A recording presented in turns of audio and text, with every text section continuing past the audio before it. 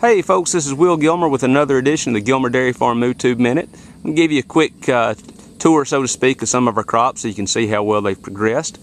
The last time we saw this cornfield, there were a lot of weeds growing up in amongst the rows, and you can tell now after putting the glyphosate on it, it's good and clean. The corn was able to grab all the nutrients and it's done really well. It ranges anywhere from about 12 feet down to 9 feet tall across the field. It's already putting on its second ear that you can see. It's got the first one here, and the second one's starting to develop.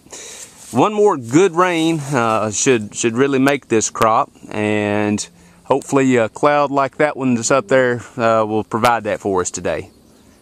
Now let's go take a look at the hay field. Well, we finished up our first cutting of Bermuda grass hay. Ultimately, it worked out to about 80 acres. I think we got 513 bales, which is nearly 2.5 tons per acre. It took us about 2.5 weeks to do it, and this field here was the first one that we harvested.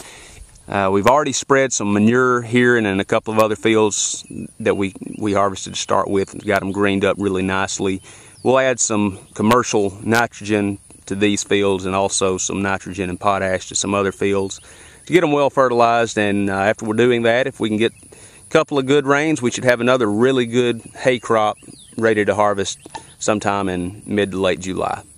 Now I want to remind you that you can learn more about my family's dairy farm by visiting our website www.gilmerdairyfarm.com. Thank you all so much for your time and attention today, and y'all have a dairy good weekend.